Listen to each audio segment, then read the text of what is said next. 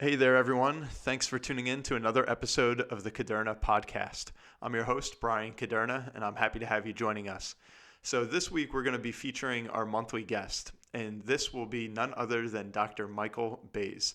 So, I've gotten to know Dr. Beys for about the past 7 years, and I can attest to every time we get together, we end up having some very lengthy conversation on a really deep topic, whether it be economics, what's going on in the country, what's going on abroad, foreign policy, you name it, we've discussed it. And I always find extremely unique approaches to looking at some of these really, really intricate and complex matters. So I thought, who would be a better guest on this show?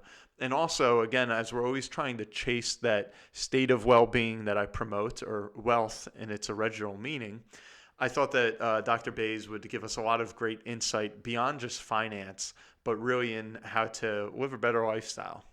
So if you're not familiar with who Dr. Beys is, let me give you a quick bio. He's a doctor of acupuncture and Chinese herbal medicine, and over the past 15 years, he has served as the clinical director of acupuncture at Sunrise Detox, Richmond University Medical Center for Substance Abuse, and the South Beach Psychiatric Rehab Center. He's a graduate of the Pacific College of Oriental Medicine, and his training has consisted of over 3,000 hours of study on acupuncture and herbal medicine at nationally accredited colleges. A fun fact on the side, he's fluent in several languages beyond English. He also speaks Greek, Spanish, Mandarin Chinese, and Arabic.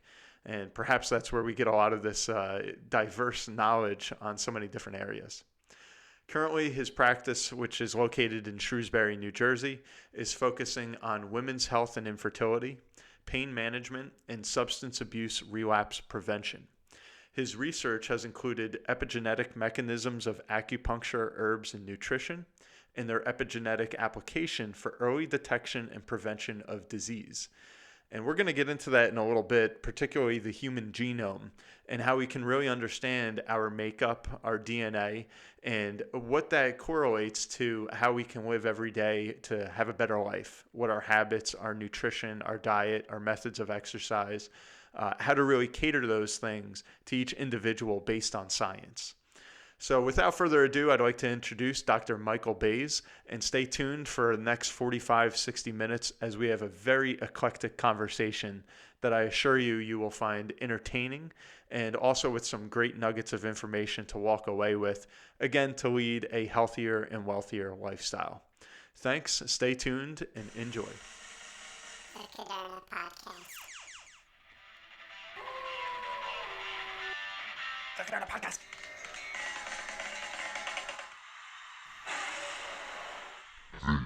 Caderna Podcast.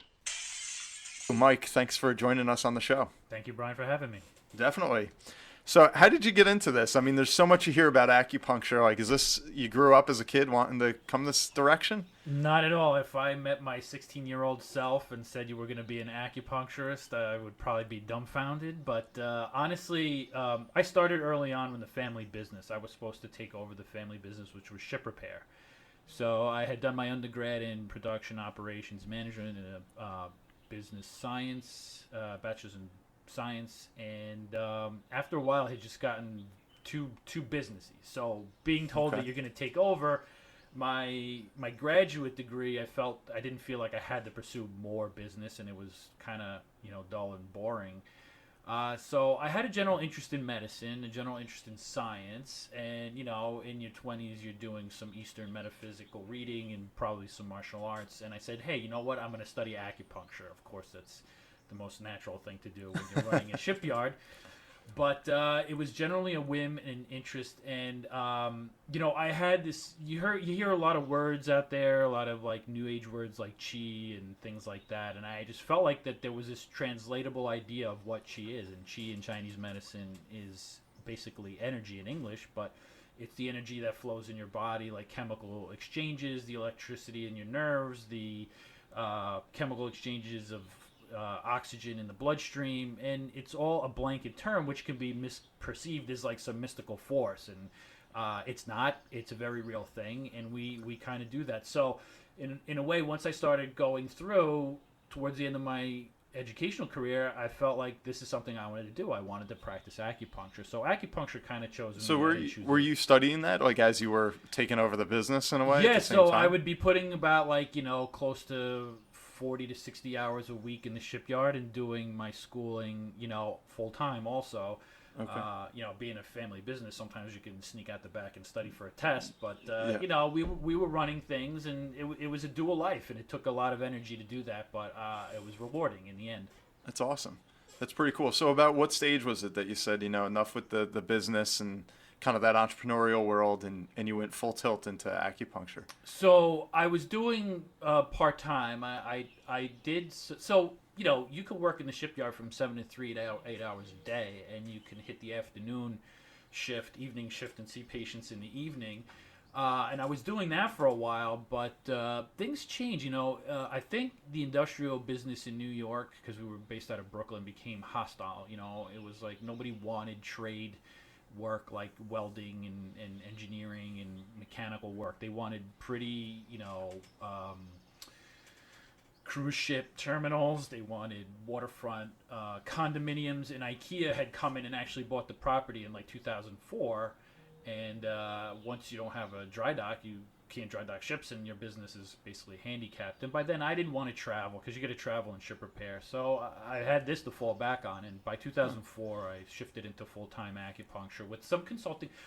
My background in the family business and being the youngest, you probably get all the work that nobody wants to do, which includes safety and industrial hygiene. So I got kind of pigeonholed into like, accident reduction, worker health, hazmat, because you're dealing with a lot of like harmful chemicals that need to be disposed of properly, asbestos, lead. All these things were big things, especially in the 90s, because the government had requirements to remove all lead, all asbestos. And as a contractor, it's your responsibility to make sure it doesn't end up on the beach in Staten Island or, on the shore in New Jersey. Yeah. So people didn't think it was important. At the time, it was a thankless job. Yeah. Telling people to wear their hard hats, make sure that they have, they don't kill themselves. That gets on the old job. quick, yeah. Yeah, exactly. Not a lot to but it. in the end, it actually came to be applicable in my work now. I mean, think about it. Most people sit at a desk for 8 hours a day. That's definitely going to take a toll. And I look back at like ergonomics, getting up, stretching, taking frequent breaks. Like sitting is the new smoking right now. Yeah. Standing desks are big, and by the way, you shouldn't stand too long either. Okay. That I do have the standing desk, so I'm Yeah, part of well- that movement. Well, you'll get sciatica at some point. So. Either way, look, if I've learned anything, moderation is the key. Anything Sure. too much is not going to be good. So too much standing, too much sitting, exposure to, bulbs, all these things. I consulted on a case with an attorney that if you're sitting in the wrong way and you have,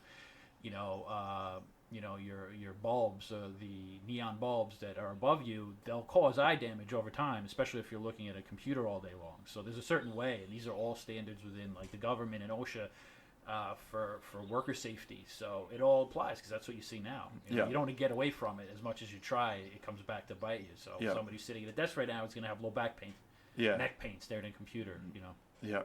And now, did you like right out the gates kind of start your own business where we are here Yes. today? Or? Yeah. Okay. So, like day one, because I didn't have to get a job in acupuncture to sort myself, I started and opened a practice. So it's been full-time practice since 2003. Yeah. Okay. So 2003 February, I have been practicing. So that makes it a little over 15 years, including schooling. That counts too. So it's a lot of experience for one person. That's awesome. And now I know there's a lot of probably myths and misconceptions about this whole field, as there is any area of medicine. So how exactly does acupuncture work? If you could take us behind the scenes, like people think you're just getting poked with a needle. Like what's happening there? Okay, so one of the things that I enjoyed or I applied myself to acupuncture specifically was looking at it through the lens and the paradigm of what we know as biology, right? 6th grade biophysiology. That's how the body works. There is the textbooks that we use today, unfortunately, were outdated, were like an old Chinese jargon that they don't use anymore, mistranslated from French and then into English. So it picked up a lot of this new age hokiness of terminology that we're not familiar with, but has become the mantle of how people practice. So you'll hear some weird terms. It doesn't necessarily mean that it is what it is. It's something else, and you lose a lot in translation. So basically, I tell people there's 3 basic effects of acupuncture, right? So obviously we're causing a micro injury. We insert the filament. It's painless, by the way. I don't think anybody at this point should be afraid, because the way we insert it, it doesn't register as pain on the skin. It gets through the skin fast. And what we're doing is we're applying it to tissues underneath. So say like a muscle. That person who sits at a desk from 3 to 8 hours, 8 hours a day, has a pain of 3 to 8, responds well to stretching and heat. So what happens is, by sitting, your muscles aren't getting the right circulation, and then the muscle cells themselves tend to kind of rebel. So the first thing we do is we insert the filament, right, causing a micro injury, and we agitate the tissues, which, number one, increases circulation. The micro injury, right, with it's a very small, minute sort of reaction. So think about, if you cut yourself, you don't bleed out dying. If you're not a hemophiliac, right, you'll heal yourself. That's the mechanism that we're kind of harnessing with the micro injury of the filament right away. Then that signal itself, after we increase circulation, that signal actually travels up the nerve pathway, blocking chronic pain signals, that 3 to 8. And then what we call the gate theory, or neuromodulation, we actually block the pain signal because it's actually slow. Right, and so once that gets to that brain, it releases endorphins, and then endorphins, what they do is they further have a pain relieving quality. But for the most part, those are the runner's high or punch drunk chemicals in the body that protect you or get you to rest when you've received some sort of trauma, and those can get you out of like your autonomic dysfunction, your anxiety, your stress. That's what everybody talks about. That's why acupuncture is so good at stress relief, is because the endorphin release. But underlying, we're tracking an underlying condition like an injury that the local effect tends to kind of repair over time. So ideally, your 3 to 8 low back pain should resolve itself with a few treatments, and then you're good after that. Okay, and that's great, because I'm glad that you brought up the stress too. I think most of our listeners here are people that are interested in business, or they run their own business and pretty much run themselves into the ground in a lot of ways.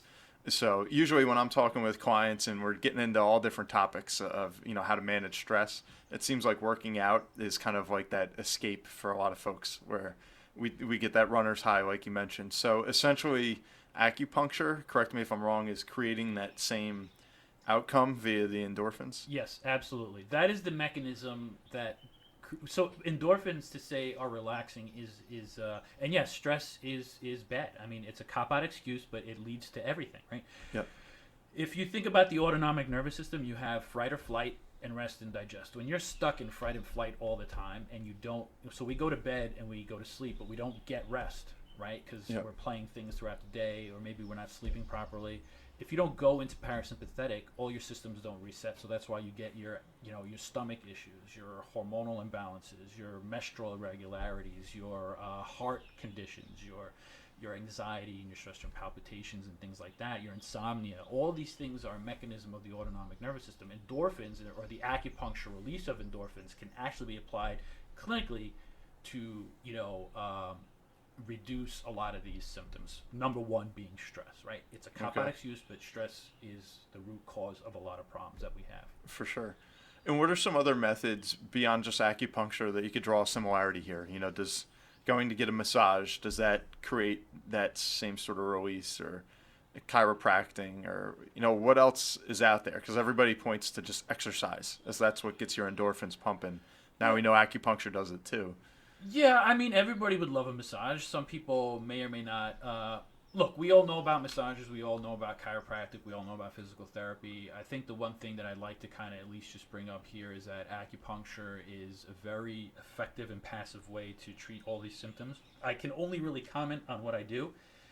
The one thing that I'd like to kind of take the time out here is that when you go to some places, they might offer you what's called dry needling. The American Medical Association at this point will say that dry needling is acupuncture, and if anybody other than an acupuncturist is doing something similar to acupuncture, at the very least it's illegal, but at the very worst it could cause major harm and death, like collapsed lungs or organ punctures. Jeez. So a lot of people do out What there. is dry needling? Dry needling is basically acupuncture, right? It's the same term. It's a semantic argument to kind of get away and do something that you're not supposed to. So bill for something that you're not supposed to. But dry needling in and of itself is a high level medical procedure that's done under like real-time fluoroscopy, where they actually will look at an x-ray and in real time and agitate the tissue with like a syringe. So if you have like a torn Achilles or something like that and you want to kind of stimulate a very specific area, so you had to hit a surgery and now you have an adhesion, or you have an incision or an area that's not healing as well as you'd like to, you can actually go in there and kind of scrape it under anesthesia and just locally stimulate the area to heal properly. Okay. Right? So is dry needling like an extreme form of acupuncture, like taking it a step further? it's all acupuncture, right? You're taking a filament, you're taking a medical device, you're agitating a tissue and causing the body. If you're at the point at dry needling as a medical procedure, not at your local physical therapist saying that they're doing acupuncture. Yeah. Right. If you're doing dry needling, you're way, way beyond regular maintenance or repair. Okay. That's like a severe situation. Yeah. Right. So ideally, if you were to get acupuncture on a regular basis, you wouldn't need the dry needling, and any other dry needling done is really a misnomer of actual acupuncture. Okay. And I'm glad before, as we were talking about this, you brought up the AMA, the American Medical Association. So who actually oversees acupuncture? Just like you would have different boards that oversee surgery or radiology or whatever. Like, how does that work in the acupuncture world? So in New Jersey, we have the New Jersey Board of Acupuncture, or the New Jersey Acupuncture Examining Board. So they maintain the licenses in the state, but you go to a place in Oklahoma where it's the Wild West, and you get some, I don't know, some rootin' tootin' Wild West show throw a knife at you, and they'll call that acupuncture. But mostly, so it's a state by state thing. State by state, but in the most responsible states that acknowledge it, there will be some sort of examining board that issues a license. So the most important thing is to make sure you have a license in acupuncture, not in anything else. And not to get too much into the weeds, but I think it's good because a lot of people want to know more. You mentioned dry needling, and then you said your routine acupuncture. Mm-hmm. So what's the difference? Does that imply that everybody should be getting acupuncture as everybody should go exercise, 60 minutes a day? Or what is maintenance in the acupuncture world? So I would ideally like to see that. I don't know that most people, it's in the thought process, but there is this aspect. Okay, so California has this protocol, which is called the California Tune-Up. You go in monthly, quarterly, with the seasons, weekly, whatever. It's up to you. I think most people find is once they've had an acupuncture, they enjoy it. It's not a terrible thing. Once you get over the filaments and things like that, you'll realize that it's actually a pleasant experience. But I don't think you would. Once your problem's resolved, I don't think you need to come in once a week. But if you say you had what I'd like to at least mention here is that if you have a condition that's treatable, specifically aches and pains or gynecological issues, specifically anything from, like I say, from menarche to menopause, right? You can have hot flashes when you're going through menopause, but you can also have hot flashes when you're beginning your period if your hormones are all in balance. And if your hormones are imbalanced and your period's off, then you're not getting pregnant. That's a good time to do acupuncture. You can definitely introduce it right then and there. So what I'd like to see is that acupuncture is not necessarily the first choice, right? Your second choice, right? You go to the doctor, you get checked out, you do an annual blood test, all that stuff. You do your routine checkup. If it's a serious condition and you're diagnosed with something, you want to have, being under the auspices of a medical doctor. But then your second choice should be try acupuncture for a lot of stuff. I'm not saying it's curing cancer, but it will definitely make the chemo process a lot easier, and you could save yourself a lot of side effects of neuropathy. A lot of times I'm treating neuropathy at post-chemo. Okay. Or it can help you stick with the chemotherapy better because you won't be as nauseous. Because that's one study they've done is that acupuncture is really good with nausea due to chemotherapy, morning sickness, and post surgical anesthesia and things like that. And with all these things that you just referenced, would acupuncture be like a cure, or is it more alleviating the symptoms that person's dealing with? Where does it fall? Well, I'd like to think that it's a cure, but certain conditions aren't curable.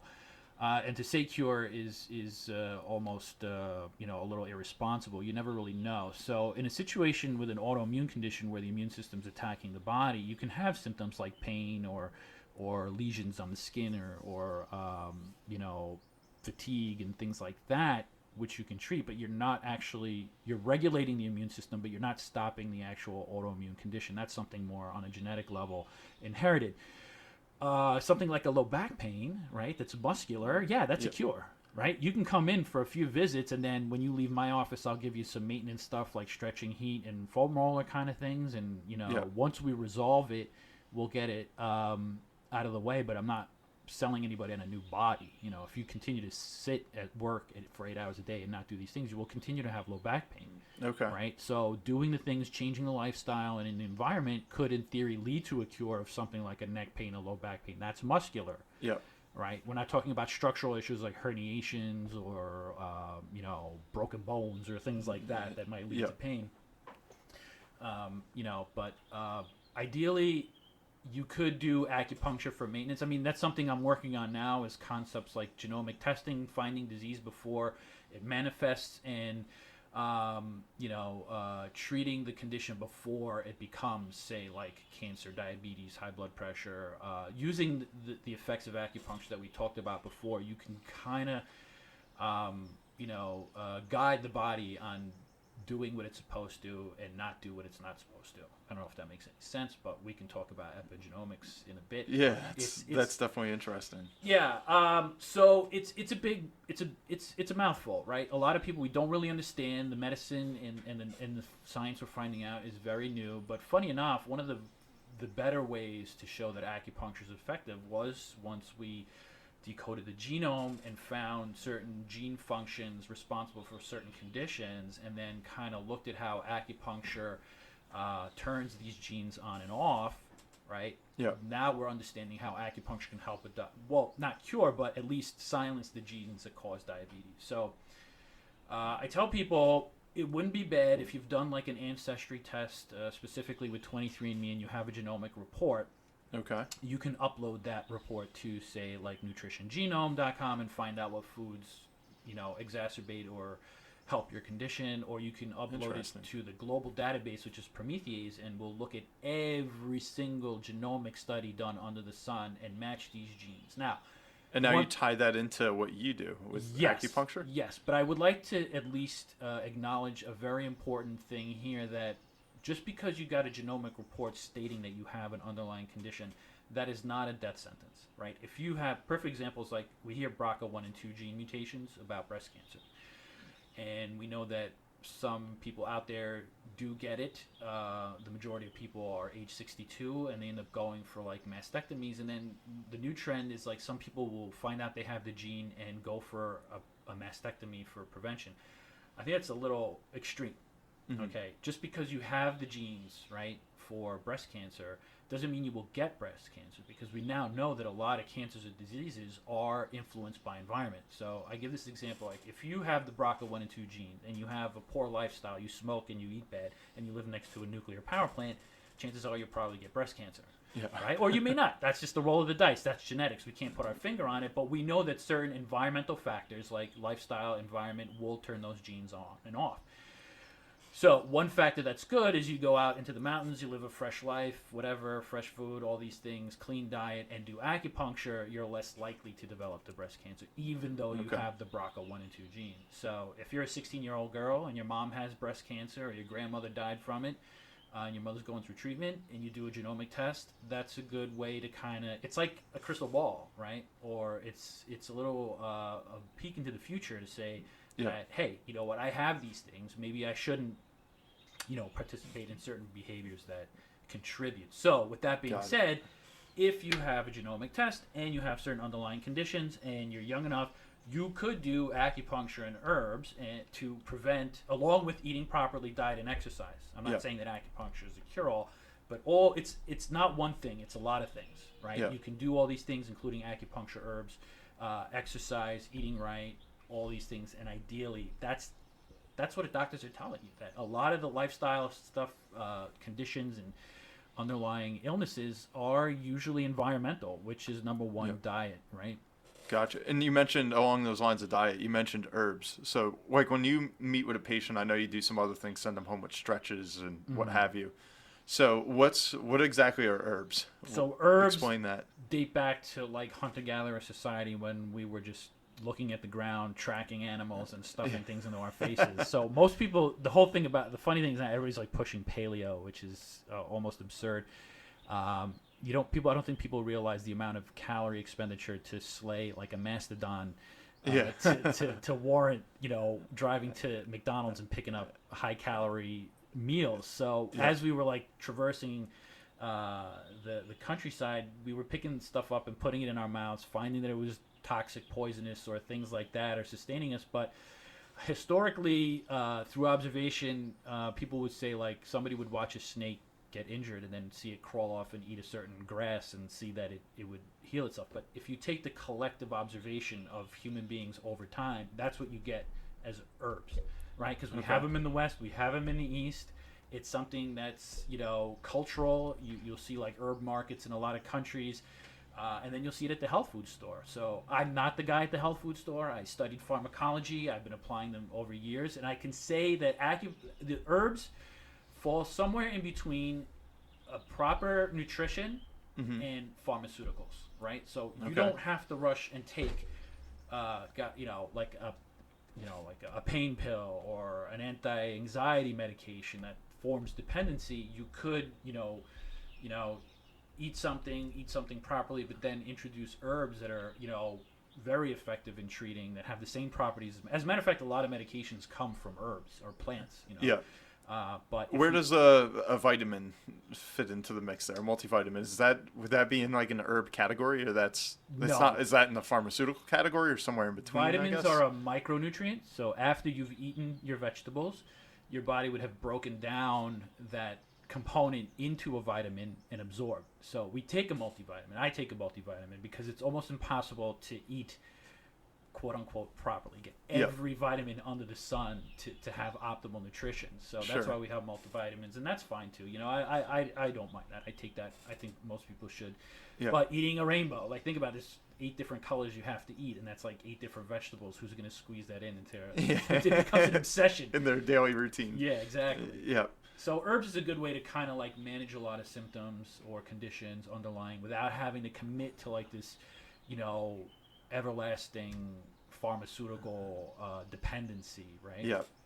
And I wonder why that is. I mean, there's so many different directions we could take this, but you hear about this dependency that's unfortunately oftentimes created at a young age, that you have someone dealing with, like you said, the stress or the anxiety, and before you know it, and I see this a lot, doing a lot of insurance, be it life or disability insurance as a part of a financial plan. When we go through this medical underwriting, I mean, that stuff is constantly apparent. Where if, maybe they were taking some herbs or something, then it's not such an issue from an insurance carrier's standpoint. So it's definitely something that's at the forefront. We hear about it all the time.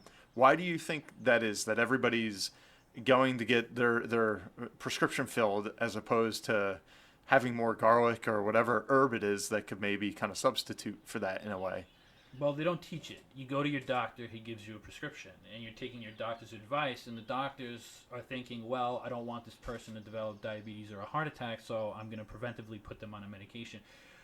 What people don't realize about pharmaceuticals and medications is that they don't cure anything. They suppress function of physiology, right? So in order for you not to develop a condition, we're going to alter your physiology, and now once that drug or pharmaceuticals in your system, your body doesn't know how to operate without it. That's dependency. Yep. So you could talk about like substance abuse dependency, like if you overuse or abuse opiates, your body's going to keep putting you into like that rested state of parasympathetic while it starts generating like adrenaline. So once you're off or you stop using, it's like full speed, full on anxiety, tension, noradrenaline. Yeah, worse than before. Right, exactly. Yeah. So the more you use, the more tolerance you develop to overcome the dependency. So that's why you become dependent. Now, and then the less equipped your body would be to handle an event. Exactly. Yeah, and you can apply that to really almost anything, especially like antacids, right? If Yep. if your body's not producing the right, or it's overproducing because you're not eating properly, now you're suppressing your body's function to produce stomach acids by taking a medication. Now when you're off it, you're just like acid geyser. It's like starting to flow all over the place because it's subtle forces. Regular physiology and how the body works is how it works. Now when you start introducing things into it, like pharmaceuticals, it tends to kind of go off the rails pretty quick. Got it. And now with acupuncture, is there an age that you look at? I mean, taking it again, big picture view and from an economic angle, we look at just the obscene amount of money that's spent on healthcare, and that the largest portion of that is really spent in like those last few years of life. So where does acupuncture play a role? I mean, can that help? Yeah, I know we're talking big picture here, but you think about Medicaid and Medicare and the funding crisis that these programs are going through. Is it something that can come alleviate some of that, in our later ages, or is it too late at that point? Is acupuncture something that mitigates all these different health issues if you do it as a young adult, per se? I would like to think so, yes. That's the whole concept of what I'm trying to come up with, the epigenomic model of acupuncture, is that if you can find disease early, then you can at least implement some procedure. It doesn't have to be acupuncture. It could be herbs. It could be all the other stuff, eating properly to avoid, the end game. You can pay now or you can pay later. Some people will complain that acupuncture costs a lot of money or it's expensive. Well, you're going to blow that money down the road when, you go through your Medicare and you have serious health conditions. So in the course of studies in health systems, well, we don't have health care. So the health care that you have, your insurance policy, doesn't cover things for health. They cover things that manage disease, right? It's disease management, and it's not a term that a conspiracy term, but that's just how we deal with conditions right now. We put you on a medication. It's not going away. You're not doing anything to kind of resolve the underlying cause. We're just giving you a medication to manage the symptoms, and that medication actually causes more problems down the road. So if you look at like spending in America on medicine, we should be basically immortal at this point. We spend the most, and we have the worst results. Like we rank up there with like third world countries because the money's in specialization. It's not in prevention. Now, I think the trend in medicine is towards prevention. Yep. It's going to be slow wheels turning, but the goal is to kind of, I think, especially with genetic or genomic medicine, what you're seeing is like if you can catch a disease early and counsel your patient properly and implement these roadblocks in the course of health, you could avoid, or not necessarily dodge the bullet, but when the disease manifests, you won't diagnose a stage 4 cancer right away if you know that you have the genes for certain conditions underlying.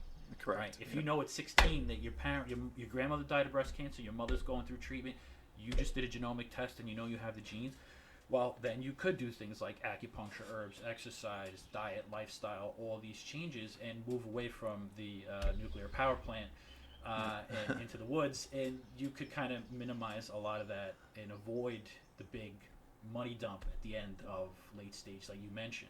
So there is a trend in medicine right now, I think at least through legislation, to be proactive. Prevention.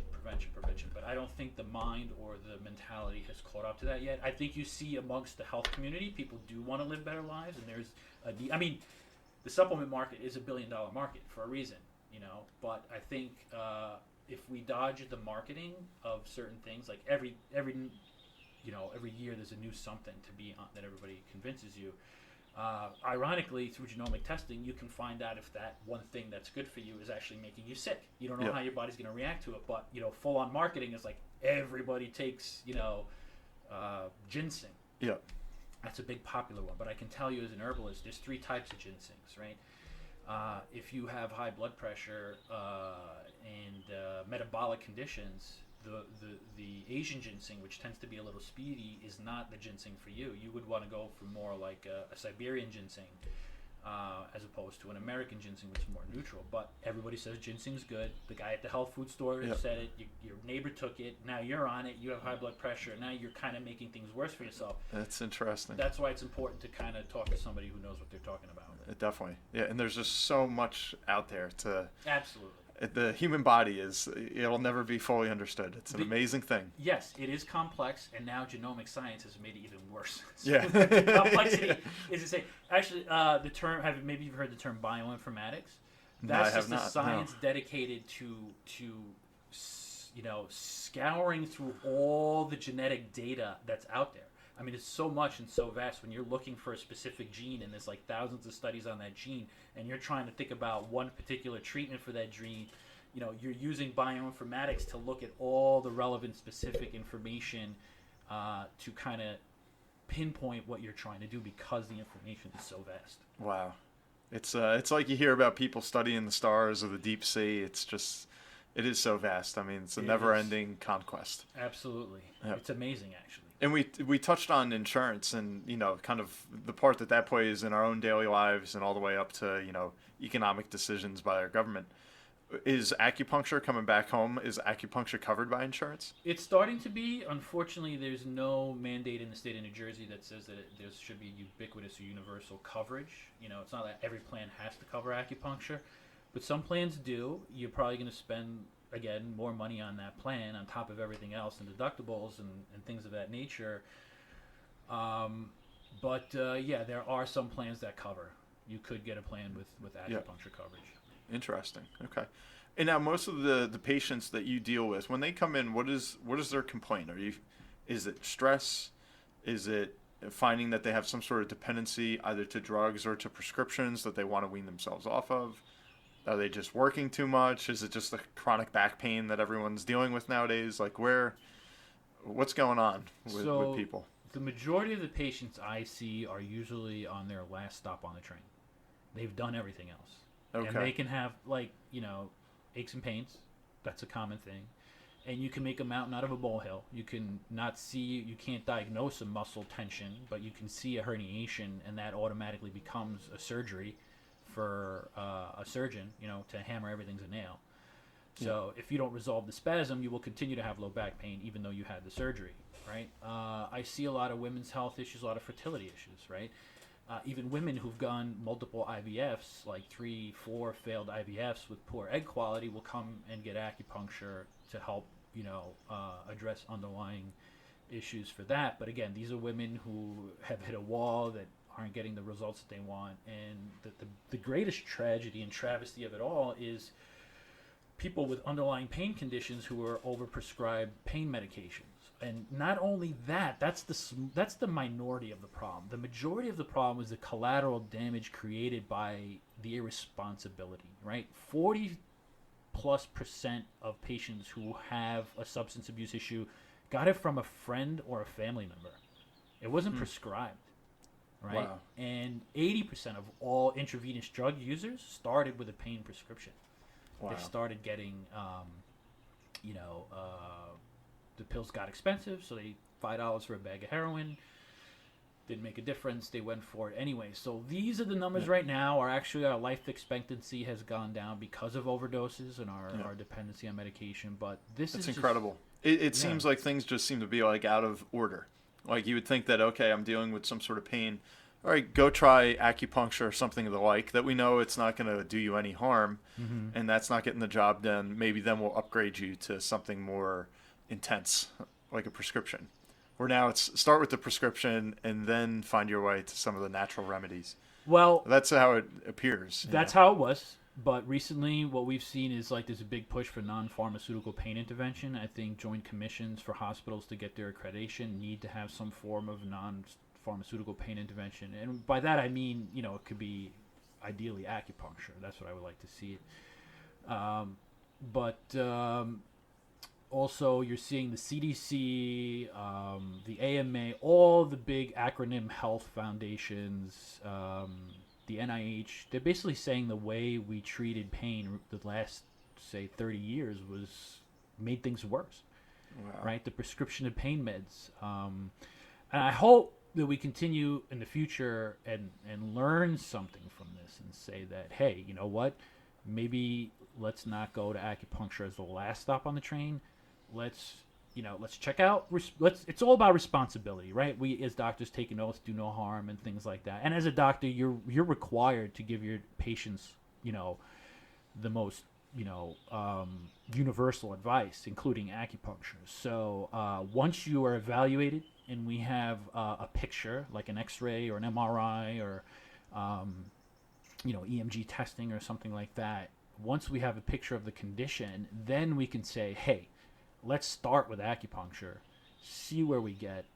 Did we treat this? Did we not treat it? Then point A, go to point B. Okay, didn't get better. Let's move it on to pain management. Did pain management not succeed? Yes, let's go for surgery. And then you have your surgery, and then everything's okay. And now you're being prescribed pain meds. Let's introduce the acupuncture to reduce the dependency on pain medication. I think there's a role for acupuncture everywhere in every stage in care. But it's a good start. And I think that from what I'm seeing, because of the opiate crisis, we're seeing more and more of that now. I think people, have woken up. Maybe they're asking their doctors about it. Doctors should know that it's an option. I've been in this business for a long time. I walked in day one out of the door, and I had doctors telling me that it was quote-unquote bullshit to my face. I'm not trying to make this an R-rated podcast, but that's what people told me. And it became do what works, and now we're at direct referral. Doctors will refer you for acupuncture. Wow. So that's progress.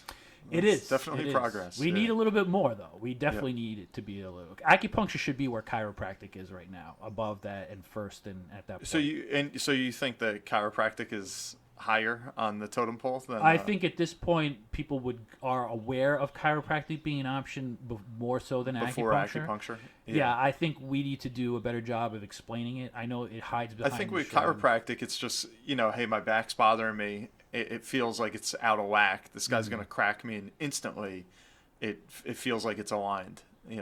That's just dealing with other athletes and people that have gone through it. I've never done chiropractic myself, but that's usually Well, let me ask you a what they question. share. Why haven't you done chiropractic? I just haven't felt the need. And frankly, I mean, that kind of crack and pop has always deterred me a little bit. Okay, I'd rather say, hey, let me go try and do yoga and or just stretch or go run and see if that'll loosen me up. And that's been my approach. I've always been a little bit hesitant to. Another thing too is I always feel, and maybe acupuncture is a bit like this, but a lot of my friends have gotten very into chiropractic. They go back and they go back again and again and again, and so I don't feel like it's curing an underlying issue at that point. So maybe it is a required maintenance thing. I don't know. I don't know enough about this to. I would say in all forms of medicine, including chiropractic and medicine, if your friends go in back every week, it's something that they might have not implemented in their lifestyle to avoid what's causing the exacerbation of the injury. Listen, we all get older, we all fall apart, our muscles don't work as properly. If you're sitting at a desk for 8 hours, that's probably what's causing the low back pain. Chiropractic can be effective, so can acupuncture. But I like to see my patients kind of, and I guess maybe it's my experience as an industrial hygienist, is to see what causes the root cause and eliminate that component, and that ideally should reduce the frequency of visits at some point. Yeah. I mean, listen, once people, the other thing too is like once people are out of pain, they'll do anything. They'll continue to stay out of pain. Yeah. It may not be that they're in pain, they just don't want to come back. And that's perfectly fine. It's a free country. You can do whatever you want. But I like to have like 0 symptom results or 1, 2, right? Like what's a 2 pain, honestly? Is it a little achy in the morning, but once you get going, you're okay the rest of the day? That's a win for me because I'm not selling anybody a new body. And then here's another point. It's like after we've treated, I see weather being a big impact on a lot of people. And then there's days where everybody comes in like, oh, man, my back hurts. And that's not just one person. It's everybody because of like the weather, that cold, damp weather gets inside of you. Yeah, you can come back for a treatment. That's what maintenance is, And or you can say, oh, you know what, we're heading into the wintertime. My back's going to be really nasty, let me go treat it ahead of time. But once the condition or the symptom manifests, we don't need to put a lot of work into it to get it back to where it was. We can just do very palliative care and get it back to. Or you could just say, hey, you know what? Spring's coming. I got allergies. I have hay fever. Let me go to the acupuncturist. Let me get the tune-up. These are things that we know. We can quantify all this stuff with the beauty of genomic medicine. And it all comes back to the genome. It sure does. It sure does. Yep. And now going back to the genesis of how you got into this world, so you're into natural healing, if you will, or whatever you want to call it. Why acupuncture? Why did you say that's the one? I really believe in that, as opposed to being a nutritionist, going after chiropractic or one of the other modalities.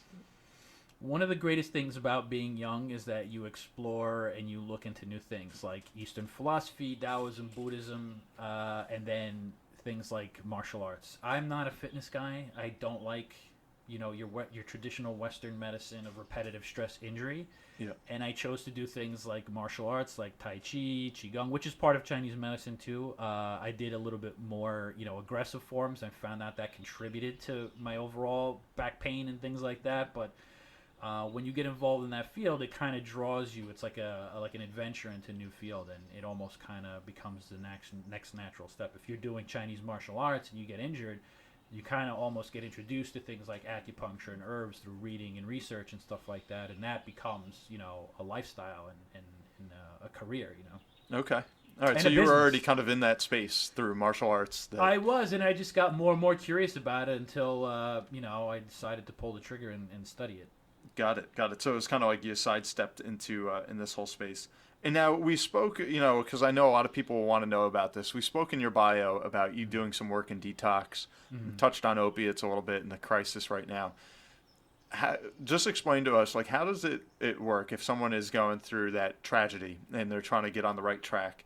Is it, again, going back to the endorphins are going to be released through acupuncture? You're going to feel better, then you won't need to go back to that drug? Or is there something deeper that's Yes. causing that effectiveness from acupuncture? That you couldn't have said any better. There is something deeper. Acupuncture in this case is going to be symptomatic treatment. You're going to make things better for the patient to maintain their protocol. Acupuncture itself is not going to cure addiction, okay? Because nobody wakes up one day and decides to be a drug addict, okay? It's either irresponsible prescription of medication and use, or I think we have to acknowledge things of trauma. There is a history or an environment. Maybe your family members used or drank, or maybe they used and drank and put you in a compromising situation, and you're self-medicating. You have to think that a lot of people suffering from addiction have some underlying root causes. So unless you don't address that through counseling, Okay. not necessarily medication. I mean, sometimes we have to work on the underlying stuff, and that can be, emotionally exhausting and challenging. Acupuncture can help take the edge off that while you're working with a responsible counselor, right? While Okay. dealing with these underlying issues and dealing with, how am I going to reassimilate into a society that the substances are going to be around? How do I change my life to avoid that stuff? I don't know if you've heard the terminology of the Florida Shuffle. There's actually the way we treat addiction and detox and substance abuse at this point is, again, contributory to the problem of recidivism. In a way, you're set up to fail because they'll tell you you're going to fail, you're not going to be successful, and they're going to, you're going to go through the system again. It's the revolving door. And, there's a whole rehab business out there that makes a ton of money that'll sell you things like horse whispering. I don't know what that has to do with, recovery.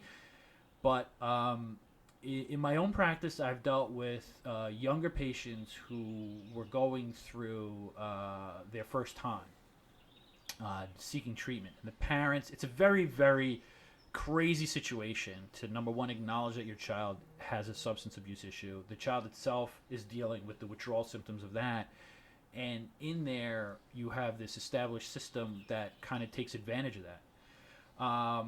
Maybe you don't need to go to rehab for 28 days. Maybe you can't go to rehab for 28 days. Well, what can you do? You could go see somebody. You could seek counseling. You could get Vivitrol. You could get acupuncture in the meantime while you're treating or going through outpatient.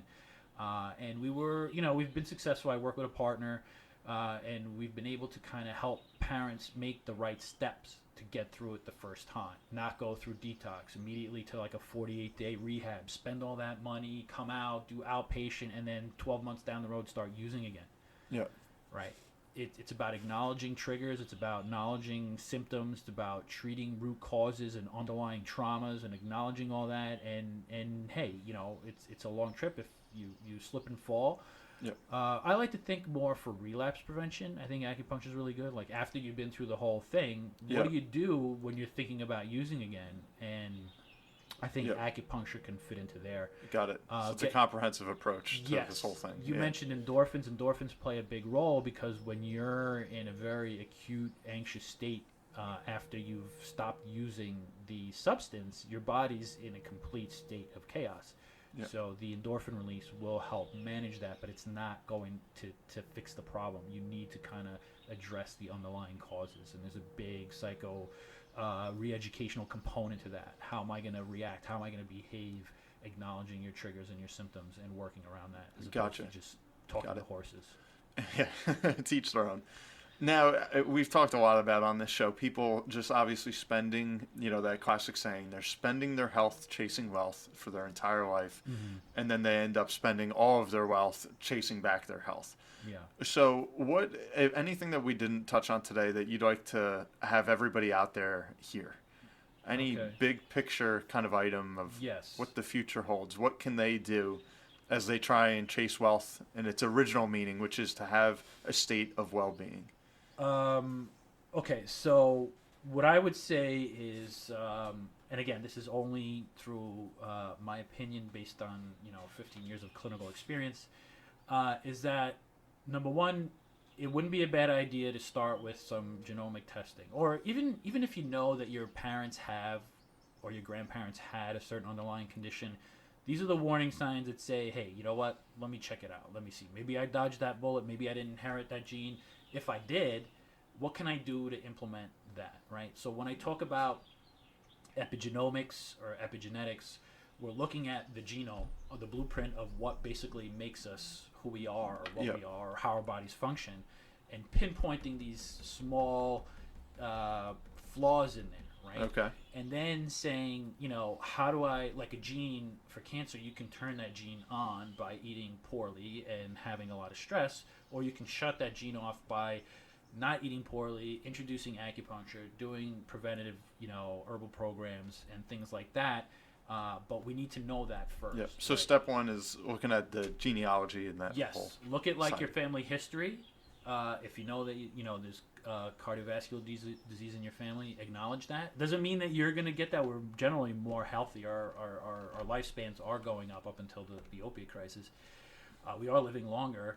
But just, do a little crystal ball stuff, look it up, Yeah. see what's there, and then don't panic. Once you find out that something's there, don't freak out. Yeah. Right? It doesn't mean, just because you have that gene doesn't mean that it's going to manifest. Yeah. Right? Because there's magnitude and severity to certain gene, and there's combination of genes. Gotcha. So that's step one, and then is step two creating a diet that would Absolutely. adhere to Yes. kind of maximizing your potential, I guess. Yeah, there are services out there that'll take the report and tell you what to eat and what not to eat. In Okay. order to turn these, to avoid, these diseases. So that's definitely one way. You are what you eat, right? We talk about environment. Environment is key. Watching things or being influenced by certain things. You talk about stress, and everybody has stress, but there's three forms of stress. There's emotional stress that we all know and we're aware of that keeps us up at night. There's chemical stress, right? Like eating poorly or being on a medication. And then there's physical stress, like sitting at a desk for 8 hours. So, if you're not getting the right amount of sleep because you're stressing out, and then you're eating, you're scarfing down a cheeseburger at lunch with French fries, and you're not chewing properly, that's not helping. And then you're sitting at the desk for 8 hours. Those three physical, chemical, and emotional stresses will kind of add up over time into something not good. As Got we it. call in medicine. Yeah. the clinical definitive term. Yes. Sorry, you're just not good right now. Yeah, that's not good. Yeah. Well said. All right, cool. This was very helpful. So anybody else out there that wants to learn more about you or about acupuncture, just trying to create the best version of themselves, any book that you'd recommend or channel, or what should they tune into? Like, if they don't live in this space on the daily, like any advice? You could, go to the Michael Beys online lecture series on YouTube and check out some footage that I have and some Okay. stuff like that. I don't know. So you have a YouTube channel? I do have a YouTube channel. I try to kind of explain things as very clearly and simply. If you just want some basic health stuff, check out my 6th grade bio, the guide to, what is it? 6th grade bio guide to health, right? Everything you Okay. learn, like air, water, food. Yep. The Species. basics. Yep. That's it. Clean, right? Simple. Nothing too crazy. Once you start making things complicated, that's when things get out of control. Like, so what perfect example is like stress, right? Everybody says, "Oh, take 10 deep breaths." That's not a cop out, a distraction. Yes, it is a distraction to get your mind off of it, but there's a very simple physiological reason. The deeper breath you take, the more oxygen you take in, the less work your heart has to do, thus slowing down the heart rate. Right? Yeah. That's breathing. And some people will complicate it and call it meditation. They'll spend hours breathing, but sometimes we just, how come you're sitting at your desk and you're sighing, right? You're like, oh, Yep. that's your body saying you got to take a few deep breaths, and that's really where Interesting. it's like the brain is not. It can go without food and go out water for a little while, but without oxygen, guess what? 4 minutes or 3 minutes, Game you're over. flatline. Yep. Exactly. Anything else that you want to share with our listeners today, Mike? I don't know. I don't think that people really read books anymore. I would say check your sources if you're going to look stuff up on the internet. We're living in the age of information, yet the information is really not the greatest of the best. But I think the information is very simple out there. If you want to read something, read about how your body works according to like 6th grade bio, and try not to veer off that. Got it. So kind of keep it simple. Keep it simple, yeah. I like it. Everybody tells you how to be healthy. They don't tell you why to be healthy. Yeah. Right. Interesting. Well, thanks so much for appearing on the show today. I think our listeners have a ton of information that they can quickly try and apply to improve their lives. They can take that deep breath, get their oxygen, and keep moving in the right direction. Yep. So, ladies and gentlemen, we've had on the Caderna podcast today Dr. Michael Beys. Mike, thanks so much for joining us. Thanks for having me. Yep, my pleasure. And everyone else, keep tuning in, keep spreading the good word on the Caderna podcast, and we'll see you next week. The Caderna podcast is for informational purposes only. Individual situations may vary, and the information should be relied upon only when coordinated with individual professional advice. Guardian and its subsidiaries do not provide tax, legal, Social Security, student loan, mortgage, or real estate advice. Listeners should contact their own tax, accounting, or legal advisors or the Social Security Department in this matter. All investments and investment strategies contain risk and may lose value. Brian Caderna is a registered representative and financial advisor of Park Avenue Securities, LLC, Pass, 300 Broadacres Drive, Suite 175, Bloomfield, New Jersey, 07003. Securities, product services, and advisory services are offered through Pass, a registered broker-dealer and investment advisor. 973-244-4420. Financial representative, the Guardian Life Insurance Company of America, Guardian, New York, New York. Pass is an indirect, wholly owned subsidiary of Guardian. Caderna Financial Team and International Planning Alliance, LLC, are not affiliates or subsidiaries of Pass or Guardian. Caderna Financial Team is a division of International Planning Alliance, LLC, a general agency of Guardian. Pass is a member of FINRA, SIPC. California Insurance License Number OK04194. Content of the Caderna podcast is copyright of Brian M. Caderna, all rights reserved. Any redistribution or reproduction of part or all of the content in any form is prohibited without prior permission from the Caderna podcast. The views and opinions expressed herein may not be those of Guardian Life Insurance Company of America, Guardian, or any of its subsidiaries or affiliates. Guardian does not verify and does not guarantee the accuracy or completeness of the information or opinions presented herein. Any third-party materials referenced cannot be endorsed or verified by Guardian and are used as the opinion of the author. Guardian, its subsidiaries, or affiliates do not provide or issue or advise for mortgages. This material contains the current opinions of the author, but not necessarily those of Guardian or its subsidiaries, and such opinions are subject to change without notice.